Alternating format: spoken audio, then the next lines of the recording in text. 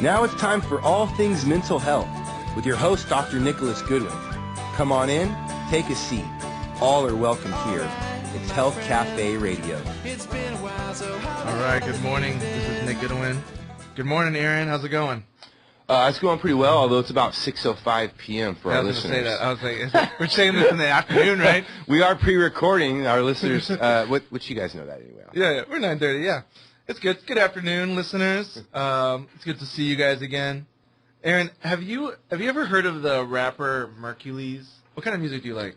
So I grew up on some rap, whatever. I was coming from that gangster rap era actually when I was a kid. I've heard the word Mercules. Didn't know as a rapper. Don't know anything about the current stuff. He's a part of the underground Canadian rap, I guess, emergence. Okay. I don't know. Maybe he is it. But I went to go see a Mercules concert 2 weeks ago down in Colorado Springs when I went to the psychopharmacology conference at in downtown Colorado. Okay. Big Colorado, big underground rap community down there. I heard Colorado is cool, but that Colorado Springs is kind of an interesting community. I've never been there. When we went down there, so we went to this psychopharmacology conference, and we went to the Broadmoor Hotel, which is about as bougie as it gets.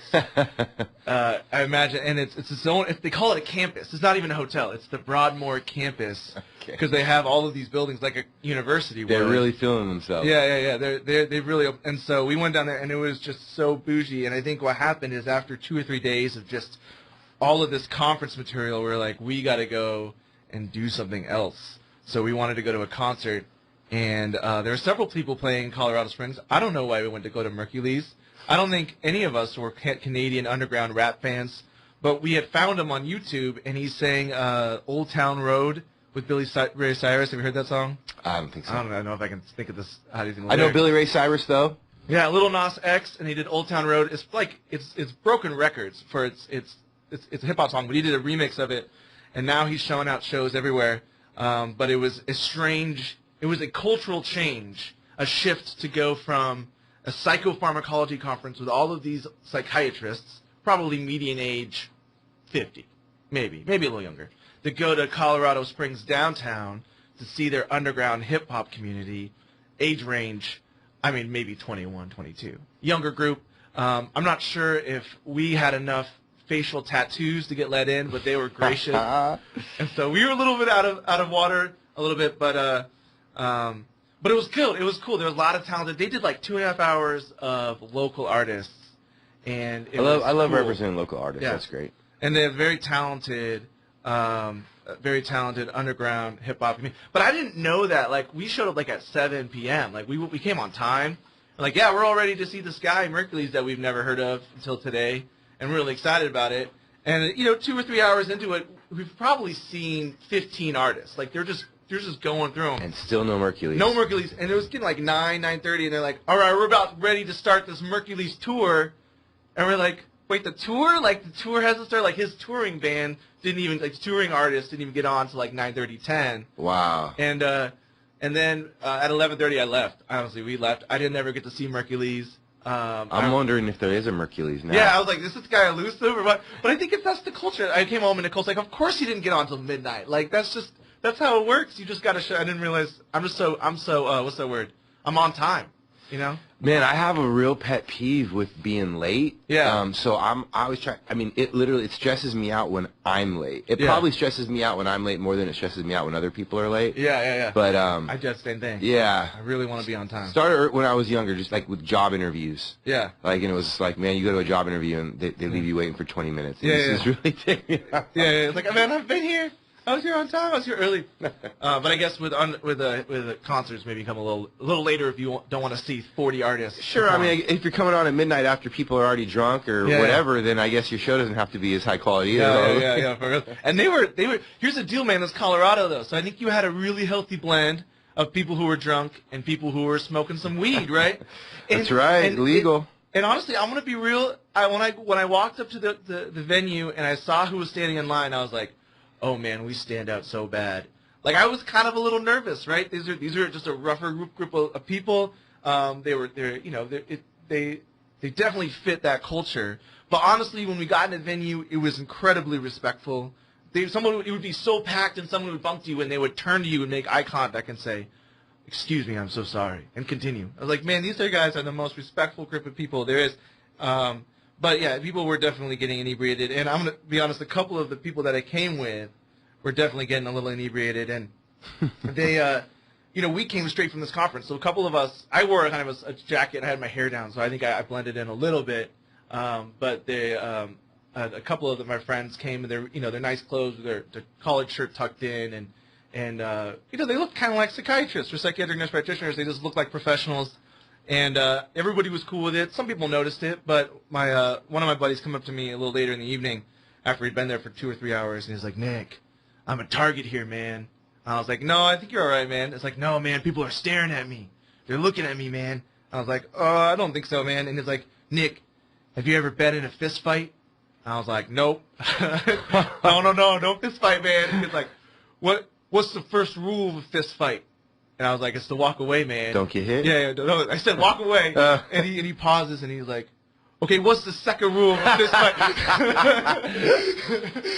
And I was like, "Why don't you tell me?" And he's like, "Okay, if they look at you in that way, right, and they look like they're going to hit you, hit them first in self-defense." I was like, "No, it's not."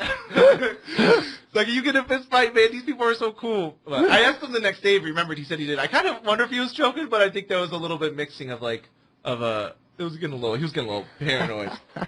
But it was very cool. And honestly, I learned a lot from this. It's called the NEI Congress. I don't even know why it's called the Congress. I don't know what NEI stands for. I don't remember. It's a psychopharmacology conference. You got Stephen Stahl. So psychopharmacology. Yeah, psychopharmacology is like a medication specific for mental illness. Gotcha. So all of these people, and they're not all psychiatrists, but everyone's going there wanting to learn more about the psychiatric medication. And you have like the big Stephen Stahl, who's like the most popular psychopharmacologist. I don't know what to compare him to.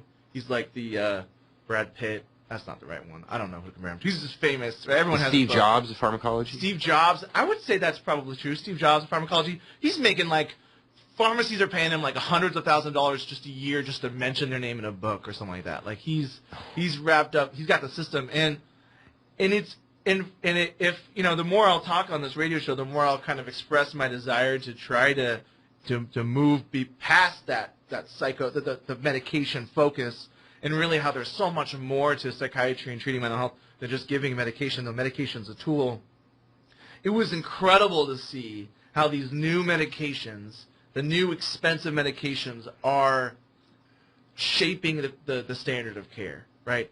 All of a sudden we're talking about these diseases that we haven't talked about because there's this new medication out there that's $4,000, right? Or we're talking about the 15th ADHD med or the 12th antipsychotic. And sometimes I was getting a little discouraged. I was getting a little disheartened. It's like, man, we're getting pushed to prescribe these expensive meds, and the idea is that we got to get the insurance to pay for them or get the patient to pay for them.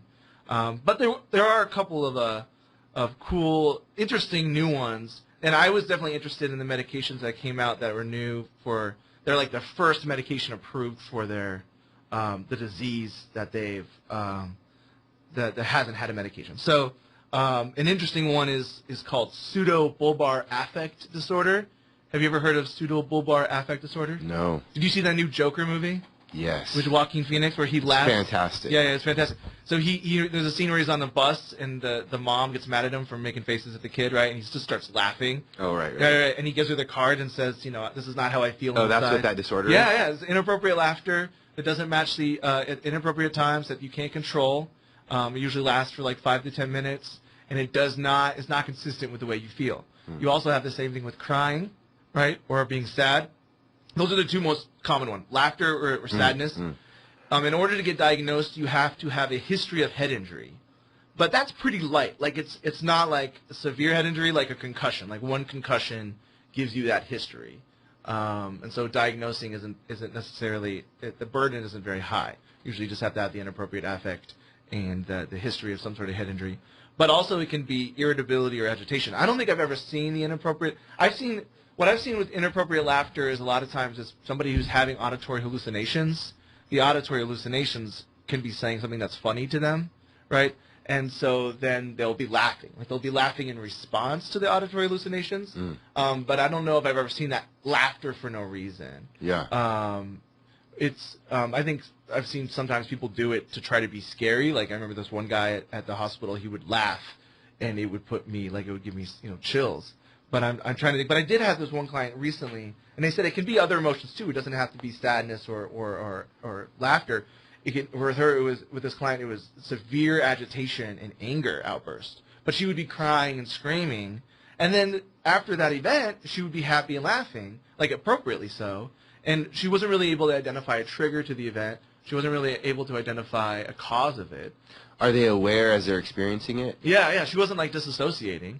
So she was very upset by the event itself. It's very disruptive. I would imagine, I would imagine some shame and guilt would be attached to some of these things.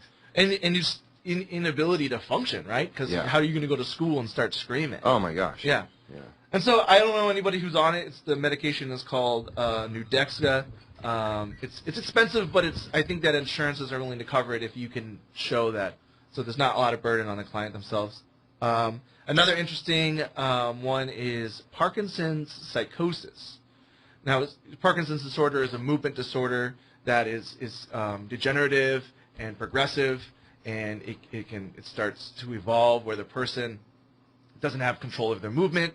A lot of times what you see is it'll affect I think Michael J. Fox, right? You couldn't sit still for a while, and then it starts having tremors, and then you end up seeing an affect change where they can't express their emotions very well on their face, and the gait changes where they walk kind of in a shuffled walk, and their arms won't swing, right? And there's kind of terms for all of these, but there's they can develop psychosis at times, right? And it's actually a very similar disorder to Lewy body dementia. Have you ever heard of Lewy body dementia? I haven't. So what's the real definition of psychosis? Okay, so we're backing up. So psychosis is it can be is pretty much it's two things usually. It's either you're seeing or hearing something that isn't there, which is a hallucination. So you hear somebody talking or hear a noise or hear a song, and it's not something that everybody else experiences. Or you have a visual hallucination where you see something that isn't there, or shadow. Okay. And also psychosis can be a delusion.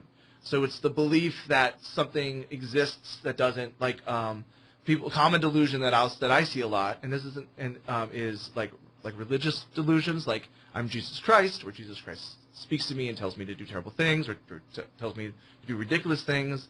I'm somebody's in love with me that really isn't, like a celebrity, or they get obsessed with them. They think the CIA is following them, or the CIA is tracking them. So some type of delusion. Yeah. Okay. And so either a hallucination or delusion, but a lot of times they have both. Okay. And what's interesting with psychosis for people with Parkinson's is it's characterized by very vivid hallucinations, often of bugs, right, or small animals, which is really atypical of delusions. Usually when I see visual hallucinations, they're fleeting, and they're not very specific. But when you have Parkinson's, they're very vivid and very real. And one of the booths there, they had you put on these glasses where you could like look through the perspective of somebody who had Parkinson's psychosis. And she's looking at her food, and like ants start like emerging from the food. Oh, man. And so she won't eat the food, right?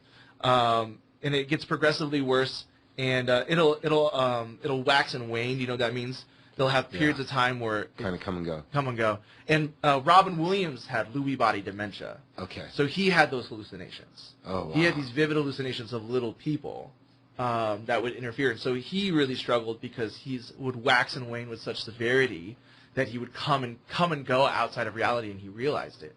So he'd be lucid in one moment, and he'd be severely psychotic in another, which was kind of what led to, what people hypothesized led to his suicide. I was going to say, that's got to be a real rough road. Tormenting. I couldn't think of anything worse. Absolutely tormenting. And the other hallmark and so Lewy body dementia and Parkinson's psychosis are really similar disorders, similar pathophysiology, so you can almost use them interchangeably. The definition of the difference is they both have the motor effects. But if psychosis onset, if you start getting psychotic within a year of your motor symptoms or before your motor symptoms, it's Lewy body dementia. If you have psychosis after 1 year of motor symptoms, it's Parkinson's psychosis. So they're very similar, if not the same disorder, just broken up in different categories. But they have this approved for specifically Parkinson's psychosis. Another big hallmark of it is the person will believe their spouse is being unfaithful to them. and so they'll start making allegations. They'll start, who's that? Who are you talking on the phone? Who came over earlier? I know what you're doing. And they'll struggle with aggressiveness and violence, but again, it waxes and wanes, so it can be very frustrating for families who are working with these individuals because they'll be fine for a period of time, and then they won't, right? And so it can be very hard to predict what level of care they need. But this medication's out, and it's called Nuplacid. I didn't say that right. Nuplicid. Nuplicid. I don't know. Sorry, we're not doing an ad for them. Yeah, we're not doing an ad. They're not paying me. Nuplacid. I can't even remember if someone said it out loud. I'm sure they did. But I just had to Google it before. I'm always more concerned with the side effects of these meds anyways. From watching the commercials, it's like, oh, okay, cool. I won't have a runny nose anymore. Yeah. But I might be risking kidney failure. Yeah. And say, I'll just stick with the runny nose. No, for real. Yeah, the side effects are, and I don't know, and these medications are nothing but side effect panel, but they're always, side effect panels are immense. I got two more interesting meds I want to talk about. The next one is Ingrezza. It's for tardive dyskinesia, which is something that I'm interested in because tardive dyskinesia is a side effect of a medication. So it's a medication for a side effect of a medication. Okay? And what happens is when you have somebody who has psychosis, usually with schizophrenia, but also with mood disorders, a lot of times you'll treat them with long-term antipsychotic medication or dopamine blocking. And so this is it could be a permanent, often permanent side effect that involves involuntary movement of the mouth. And you'll see something like lip smacking, or the one I saw, I thought the person was chewing gum. And I was like, are you chewing gum right now? She's like, no, I'm not. But she's had it for a long time. And so they're chewing gum, or they'll have this. You can think of, when I tell my students how to remember it, I say, think of somebody chewing tar, right? And so you have this, I'm doing it for Aaron, but when listeners can't see me. But think of someone chewing tar, and you'll see that movement that'll happen. It's non-ritualistic, involuntary movement. It can involve the eyebrows. You can get puckering of the lips. You can have lips. You can have tongue spearing. What was the name of this condition again? Tardive dyskinesia. And tardive means delayed. And dyskinesia just means involuntary muscle movement. The idea is after you're on this medication for 3 or more months, then the onset can happen. And so this is the first medication, Ingrezza and Aristata. They are new medications for it. And so I'm interested in getting this approved because I have clients who have this disorder. And you have this terrible risk-benefit conundrum here, right? You have the benefit of the medication, which can be, especially when you're talking about schizophrenia, right? I'm really interested in the natural options, and as far as the integrative approach, which there are those for schizophrenia that can be very effective. But still, even integrative medicine relies on antipsychotics initially, right? Because you want to see that reduction of symptoms so the person can function, because it can be very dangerous for them, right? But so you see this benefit from this medication where their lives change. They can go to work. They can interact with their families, right? They have this turnover, and then you have the risk of the side effect. And so when you have the side effect emerge, do you take them off the medication and risk the relapse of their schizophrenia, or do you keep them on a medication and just say, I mean, the side effect is pretty awful, but it still outweighs the risk of relapse. And so you have a lot of options. There's still options there, and this just adds another option. I don't know. I've never tried to get it prescribed yet. I work with a lot of kiddos. It's not prescribed for kids yet, not indicated for kids yet, but it depends on how that process is. If it's very difficult to get it approved, you can't get it on board right away. But it's interesting. They're actually going to come up next Monday. I talked them into coming up, and they're going to host a fancy dinner, which they usually do when they try to sell these meds, right? They give you a fancy dinner, and they're talking about, well, maybe we'll go to Clinker Daggers, and I was like, all right, well, maybe we'll go too if you go to Clinker. But they're going to the steam plant, and which is going to be cool. And I really I'm not going to bring my friends if it's just you're going to try to sell me this medication. You're going to come and tell us about how great it is. I was like, sure, it's great. If I have someone with tardive dyskinesia, I'll call you guys up. But I would like to learn about, because it's a very difficult thing to assess for. It's a very difficult diagnosis to make because it's very similar to a lot of other disorders. And so I want them to come and help us learn, be more proficient at identifying it. Yeah. So if somebody who we have on a medication starts having tardive dyskinesia, we can identify it early, because if you identify it early, a lot of times you can take them off the medication. It's not permanent. But if you don't identify it early, then the chances of it going away later on, you lose options. So I want to be able to identify this early. I guess one more. It's interesting. I don't do a lot of. I see a lot of kids with ADHD, but usually they have co-occurring substance abuse disorders, and so I'm interested in the substance abuse disorders first. Although there's sometimes where it's severe enough that we look at both of them together. But it's a medication called Journey, not Journey, Journey. So it's Journey with an N-A-Y. And it's, I don't know what the other name for it is, but it's a medication the kid can take at night, or anybody who has ADHD takes at night. And the onset's in the morning. And so those individuals who struggle to get out of bed, to get initiated, or are really mean in the morning, I don't know. Sometimes kids can be really mean in the morning and try to get them up. I haven't had lessons yet. My kids are up before me, but I don't know if you can attest to that. Both of my boys that are in the house right now are up before me in the morning because they have early morning jobs. But I think it's that normal young man grumpiness. Like don't really talk to me. I won't talk to you. And we're cool. But it's an interesting pharmacology of it in the fact that it does that. And so I think someone with ADHD, they're not going to be super complacent with drugs, at least at first. And so it's like if they forget to take it, then you're kind of, they kind of talk about if you prescribe somebody, you give them a rescue dose that they could take in the morning of a different med that'll do something similar. But I thought that was interesting. I don't treat that a whole lot, but I did think those are interesting new ones. And I like those ones, like I said, because they treat something that doesn't have an option yet. You know, kind of the approach that I'm wanting to take is like I said, giving people that option to say, meds don't have to come first, right? But we can do other things to help benefit the symptoms that probably work just as well as meds. And this is something that I want to say real quick, and then we'll go on a break. But the example that I can think of, and it's something that I'm trying to develop to help kind of educate people on this process. Well, I don't want something inferior to medications. So a medication that we use for depression is like Zoloft or Prozac are serotonin reuptake inhibitors. So they recycle your serotonin. They don't give you more serotonin. They just prevent your body from recycling its own serotonin. Okay, but there's a lot of processes that go into building serotonin. So if it's not that simple, but if serotonin equals if lack of serotonin equals depression, like I said, it's not that simple, but if that's how we're going to say it, then our goal is to increase serotonin.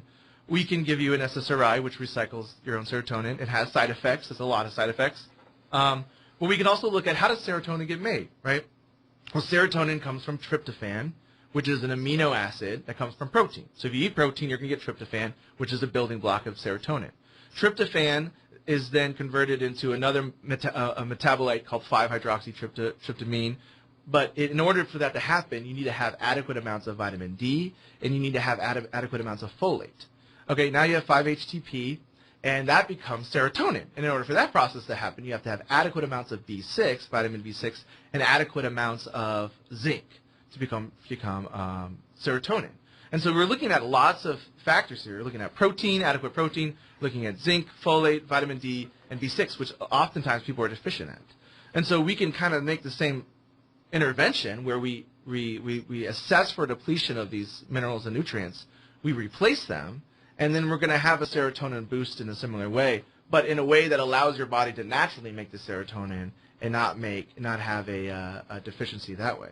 The corollaries to this is going to sound like it's totally non sequitur, but it's not. The corollaries between this and diet for pets is startling, man. And as you know, I used to have a dog food company back in California for a little while before I moved out here.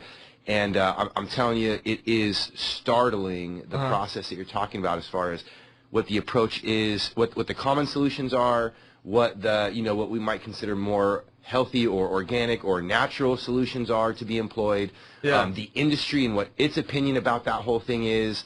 I mean, dude, it's really, really startling. I'm sitting here right now listening to you talking about this process and going, yeah, I've had conversations in the same way with vets. Yeah. Talking about, science diet and Eukanuba and IAMS and these big pet food manufacturers, Okay. And anyway, it's pretty startling, corollary.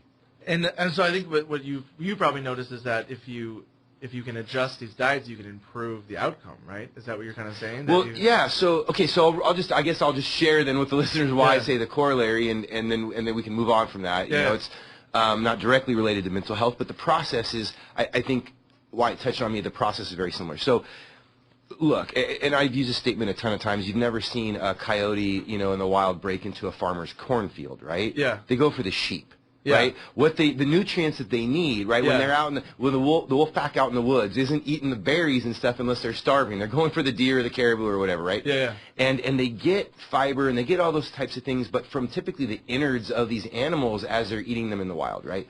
So that's how they get nutrients. And the digestive tract for a dog a lot has changed in evolution. The digestive tract for a dog is the same as it is for a wolf. That has not changed biologically.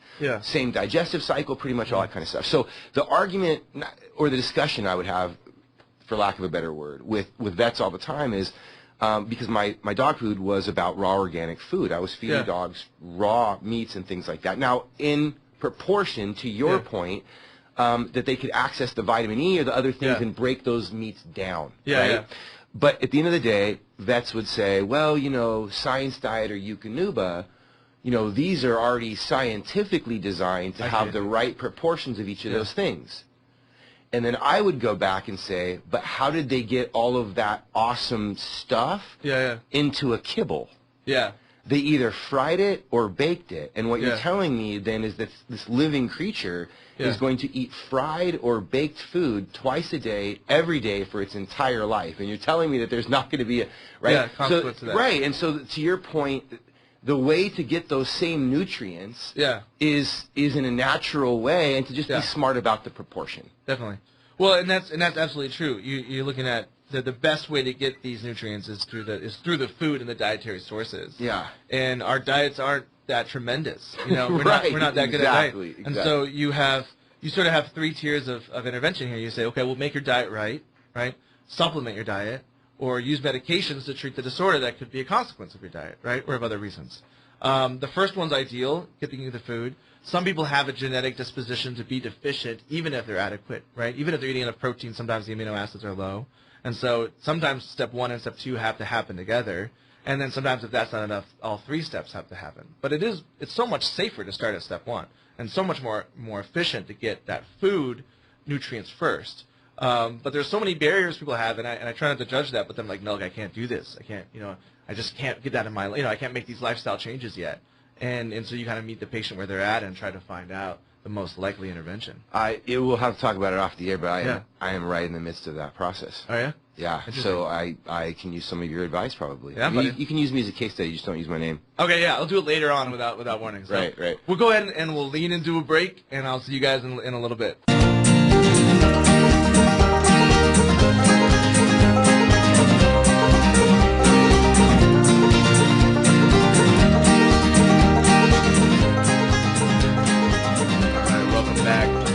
Cafe Radio, Nick Goodwin here, hanging out with Aaron Tilbury, talking about mental health.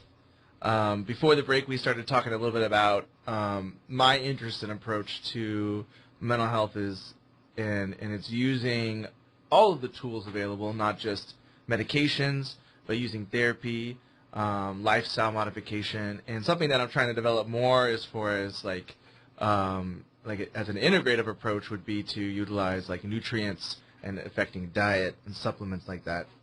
And so I kind of wanted to tell kind of a little bit of a not necessarily a story, but a kind of a Thanksgiving-themed... Tis the season. Tis the season. I think this is going to be the recording right before Thanksgiving of some nutrient facts that kind of feed off what we were just talking about as far as building serotonin, right? And we talked about before how serotonin is an amino acid, and tryptophan is the amino acid that builds serotonin. So, and we think of tryptophan as the amino acid we get from turkey, right? Have you heard that before? You eat a bunch of turkey, and you feel kind of chill. Yeah, I had heard that like basically that it's actually like the carbs and the mashed potatoes and the other stuff that you're eating combined with the protein that actually makes you tired or something. Oh yeah, definitely. So, so the idea that turkey has more tryptophan than any other meats isn't true, and actually meats don't have that great of tryptophan in it. Like plant-based proteins have much better sources of tryptophan than meats do. But I mean, they all have tryptophan as amino acids, essential. And so, but the issue you have here was thinking about, okay, if you just eat a bunch of turkey, sure, maybe you build that tryptophan amount, but it does convert to serotonin, but serotonin can't get in your brain by itself, right? It'll go into your stomach, and it'll do its, about 90% of our serotonin's in our stomach. But in order to get serotonin into the brain... Is that where it's supposed to be, like just in there? 90% in your stomach, about 10% in your brain. and serotonin helps with GI motility. And so if you, a lot of times that's why I want to give people a lot of serotonin in their medications. They'll get diarrhea and nausea and upset stomach because when I give them medication, it increases the serotonin in their brain and in their stomach by recycling it, right? But in order to get serotonin naturally in your brain, you have to metabolize the tryptophan in your brain. And tryptophan can't cross the blood-brain barrier either, but there's one active, there's probably a lot of active transports, but there's an active transport that pushes all the amino acids into the brain. Well, tryptophan, like I said, is not a very good source in really any protein. It's better in plant-based proteins. It's kind of a small amino acid. It's not very abundant. And so what happens is if like the brain is the hot new club and everyone's trying to get in the hot new club, the bouncers at the door letting in the amino acids. Well, all these other amino acids are these big, bulky guys. And even when tryptophan gets up to the front of the line, they're always pushing them out of the way as they go back to the back of the line, right? And so the answer to that is, how do you get tryptophan across if you can't get to the bouncer? And the solution is producing insulin. Insulin, when it's excreted, is going to accumulate those amino acids for that metabolism, which sort of opens the line up for tryptophan. But what do you need to do to release insulin? What do you think, Aaron? You answered it earlier. You need to release insulin. You need to take in carbs. Carbs, yeah, right. Right. You said, so you're at turkey, right? Just like Wait you a said minute. Earlier. So that means all these like non-carb diets, yeah, will ultimately impact the way people process insulin. Probably. Okay, but we don't want to hear that because the books are selling really well, and people are dropping weight and looking more attractive to their spouses and their friends, and they get to brag about this with their friends and these non-carb diets. So we don't want to. Yeah. All right.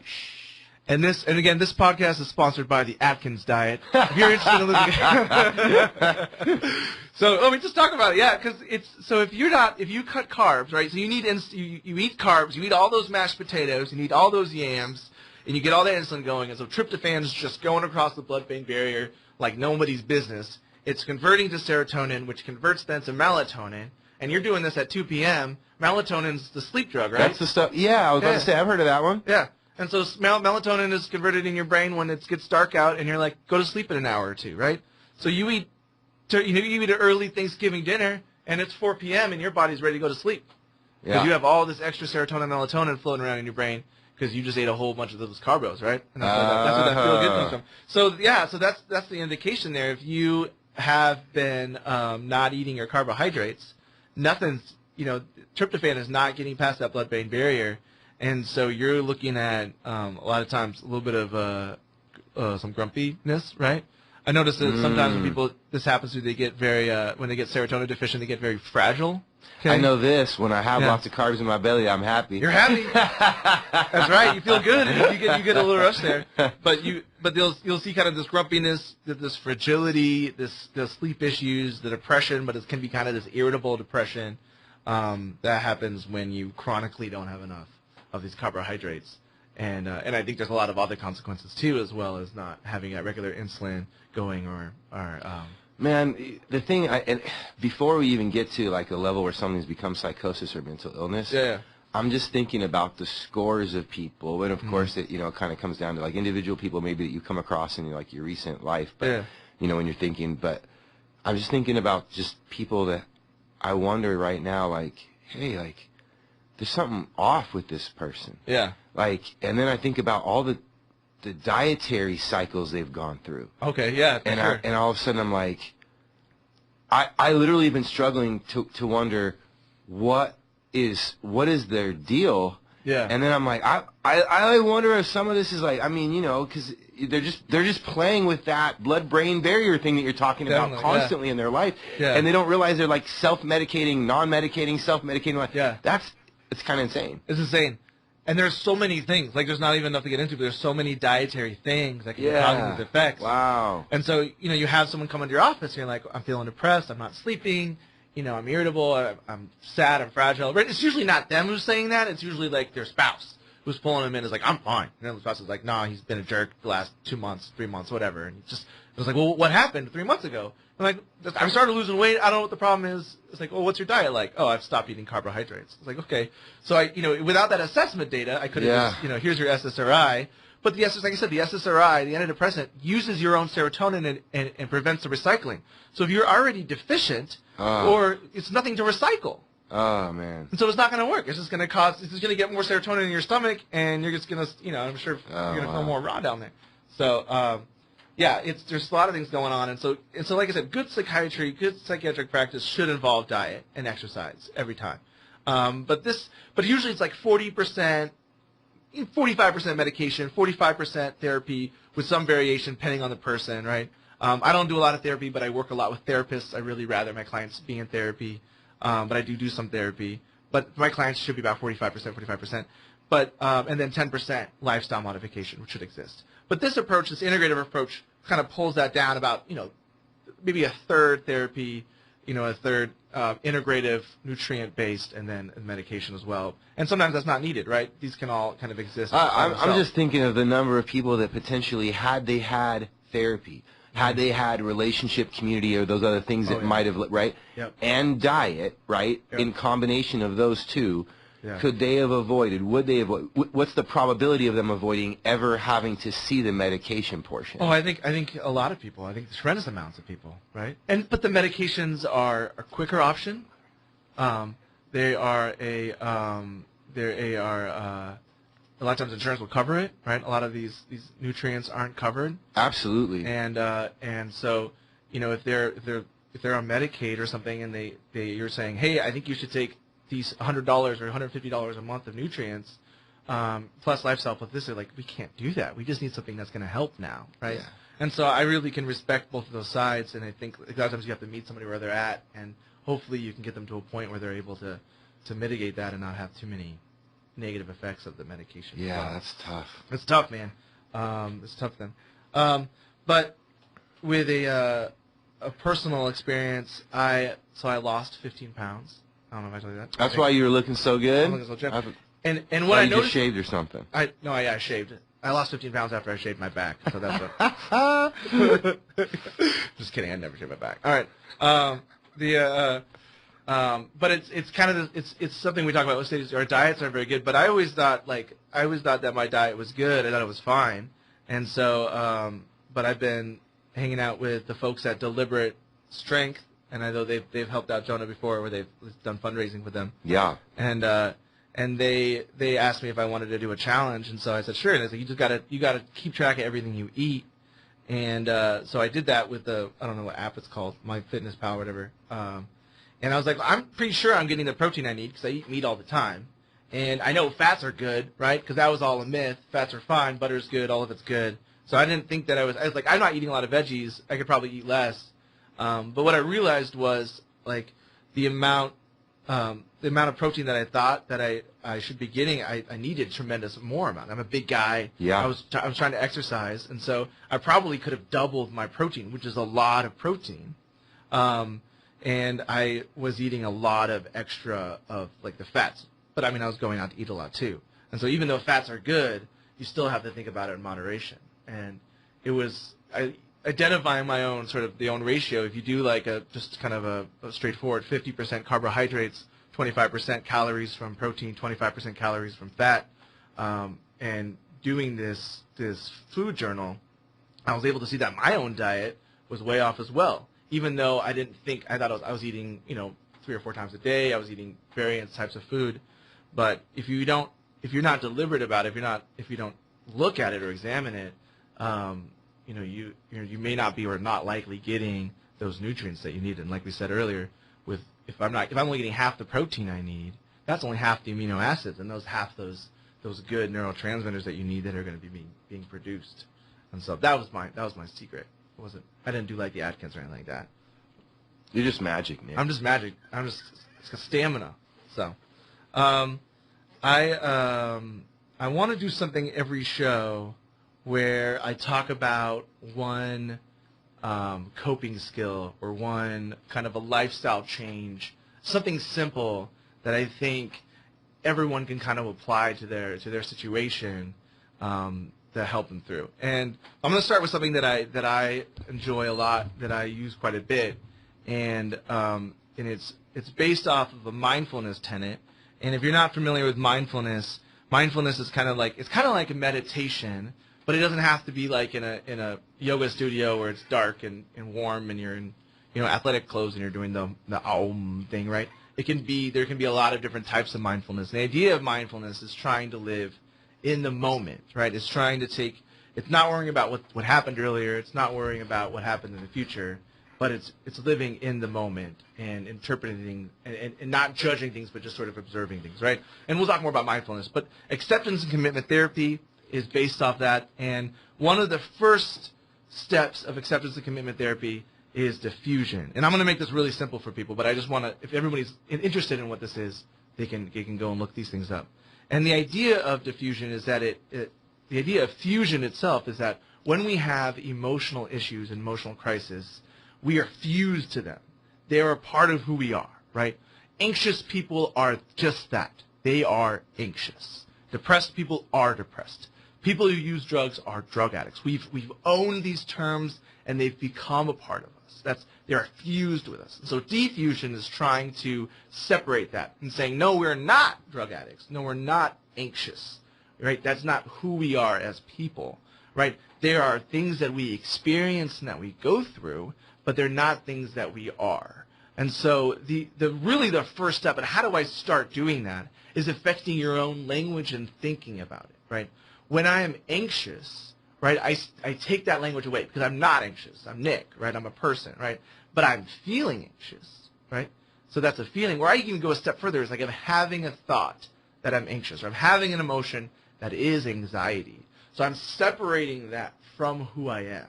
So my encouragement would be whenever you experience it, and anxiety is the most common, most likely, but there's definitely depression, and you can even do this with things as severe as psychosis or anything like that, where you say, I'm feeling anxious right now. I'm having an emotion that's anxious, and I'm not going to try to get rid of it. I'm not necessarily going to stop feeling anxious, but I'm just going to be aware of it, and I'm going to accept it, and then I'm going to be able to move on, right? And with doing that, I can allow the emotion and the thought to then separate from myself, and still occurs. You're still having that emotion. You're still having that thought of anxiety, but it's not going to define you. And another tool you can use to do this, which is this is something that I've done personally, is what I'll do is when it's getting really bad and I'm just really struggling with anxiety or something like that, what I'll do is I will close my eyes and I will look and I'll think and I'll imagine the word anxiety. I'll just see it in my head, in the back of my head, and I'll just look at it. I'll just observe it, right? And what I'm trying to do is I'm trying to push it away from myself. And at a certain point, what you can do is do something kind of silly. Like maybe I'll make it into these really goofy green neon lights that are flashing, right? It's anxiety and it's flashing these lights. Or maybe I'll turn it to like this big pink balloon character and then it'll start floating around. And I'll let it kind of move in and out of the distance. And I sort of take away the toxic effect of it and the power it has over me. Make it less scary? Make it less scary, right? I'm not getting rid of it. I'm just accepting it, and then I'm going to move on. And so those are two practical kind of techniques of diffusion. We will go on more with this as the shows go on, but I encourage everybody who's listening to try it because we all go through stuff, right? We're talking about people with mental health issues, but the truth is we all have things that happen. We all have things that happen to us. And so just even if you don't have a mental illness doesn't mean you're off scot-free. You're going to have things going on, and we want to be able to have tools to deal with that. So, okay. I know last week we talked about healing on a spirituality thing, and I said we would come back and talk about Zacchaeus a little bit, and we can. If you didn't hear last week, I talked about kind of coming from a Christian background. In wanting to get into healthcare, I had to sort of reconcile this idea of, well, if Jesus heals people, what is my role as a healthcare provider? And if we believe that Jesus heals people and that we could heal people, why isn't miraculous healing happen in the same capacity as it did in the Bible? And then I gave the example of Jesus who healed the blind man outside of Jericho, and really, the idea that that his disease, right, his blindness, the most practical component of it is that he had been cast out of Jericho, that he had been disassociated from his culture and his community, that he was not allowed into the city limits. So when Jesus saw him and he healed him, right, the crowd who was around this, the huge amount of witness of people from this town who saw this, accepted that healing, and then integrated the person back into society, right? So the complete practical element of the healing was taking a person who had no longer been able to function in society and pull them back into society. And really, and it's not going to be an easy journey for him, right? Because he's been blind and he's been outcast. He hasn't necessarily had these skills that it takes to build whatever. So it's going to be a hard journey and arduous for him, but that healing allowed him to reconnect. And so I wanted to make that connection, because that was always very encouraging to me, as it was something that I could emulate from what Jesus did. And that my goal is to when people are struggling, they have their symptoms, they have the mental health symptoms, which are excruciating at times, but they're also very isolating.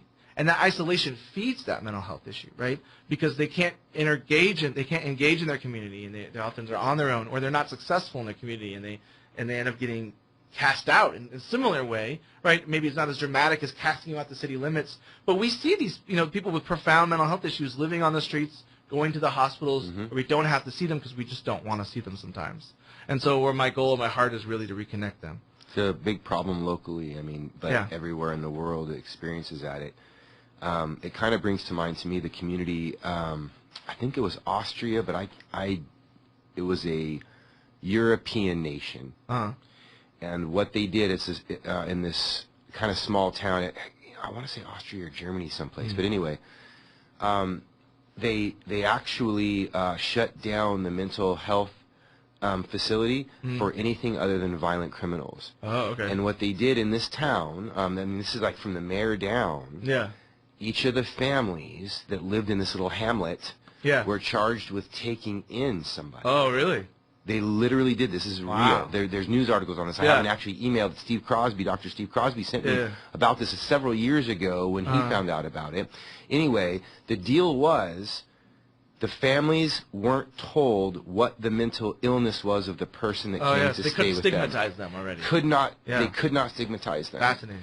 And the healing that they're seeing, whereas before they were like, well, literally 90% of these people don't get better. Yeah. And now it's like 50%. Yeah, which is fantastic. Which is phenomenal. ridiculous, right? Yeah. And it's like, it kind of speaks to, you and I have talked about this with addiction before, right? The opposite of addiction is relationship. It's actually not sobriety. Not sobriety, exactly. And I think that really speaks really well to when the second part of the story is when Jesus sees Zacchaeus, right? And Zacchaeus is a tax collector, and the tax collectors at the time had a terrible reputation of being thieves and being evil, and it didn't really matter who they were and how they acted. It was that stereotype classified over all tax collectors. All tax collectors were bad. It didn't matter what they did or if they tried to prove themselves right. And so Zacchaeus wanted to appeal to Jesus, probably one-on-one. It sounds like he was a short guy. And so if he was going to try to emerge in the crowd, there might be a little bit of risk of, oh, there's Zacchaeus, a short tax collector. Let's see what how this knife does. He'd be shouted down, right? Yeah. Or shanked, right? Potentially killed. So he ran ahead and climbed a sycamore tree, right? And the author that I'm getting a lot of this from, his name is Kenneth Bailey, and he says that, and I don't have another source for this, so he seems very educated. He says that sycamore trees would have been illegal in Jericho because they crossed over several people's land. And so if one person were to be unclean and you were to be underneath their sycamore tree, then everybody would be unclean. And so they didn't allow for sycamore trees. So therefore the implication is that Zacchaeus left town on the other side to climb a sycamore tree, hoping that the crowd had abandoned Jesus after he left town, right? Because like we talked about last time, the crowd probably wanted him to stick around in Jericho and talk about all the important issues like Roman oppression and tax collectors. And so, but they didn't, because there's still a crowd there. So however far out of town he went, however many miles, Jesus was still surrounded by a crowd, and he saw Zacchaeus. And so when Zacchaeus had been outcasted in the same way as the tax collector, and so when Jesus spoke to him, right, and Zacchaeus had said that he was going to give his riches, give it back to the community, right? He was accepted. It was a healing, right? It was essentially the same thing as a healing because he was allowing Zacchaeus to be reconnected with society, right? And he even said after the town had continued to try to convince him to stay in Jericho, because we know that because he kept on having to reiterate, I'm not staying here. He said, I'm going to go back into town now, and you guys who have escorted me this far, we're going to escort Zacchaeus and me back into town, and I'm going to stay with this homie tonight because of his heart, right? And I think that it speaks to the potential that's there, right? This person who wasn't able to function well in society because of his outcastness had these gifts and these means to make a huge difference for people.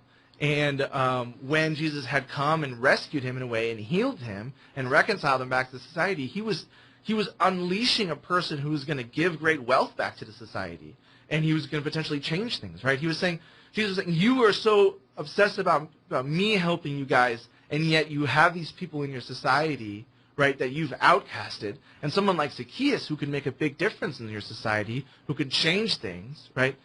If only you had accepted him, he would have been helping you this whole time, right? And now that we saw that and he's healed, he's gonna go and he can help. And that's my theory. And there's lots of ways to interpret the Bible. And there's lots of other things in that story that I think are cool too. Maybe we'll hit on another time. It's a great story. Yeah. Well, great history. Yeah, great history. There you go. But I think that's the same thing. Is everyone is a gift, man. Everyone has abilities and strengths, and as a society, we want these people to be able to express that because it's going to help society, sure, but it's going to give people purpose in life, right? It's going to give us meaning in life. And that's really what you see is successful people feeling that they have something that they can do and contribute. And when we don't allow people to function in society because of their illness or their classification system or the way we perceive them or the fact we don't want to look at them, we're not allowing them to live their most purposeful life. And we're also not benefiting from the cool, awesome things that they're able to do and contribute. Yeah. And so that's really where that's my heart is as far as seeing these stories in the Bible relate to now and hoping for what we can help each other do when we struggle with mental health issues. That's good. Right on, man. Well, that's it for time for me. Today is Health Cafe Radio. This is Nicholas Goodwin signing off. We'll catch you guys next week.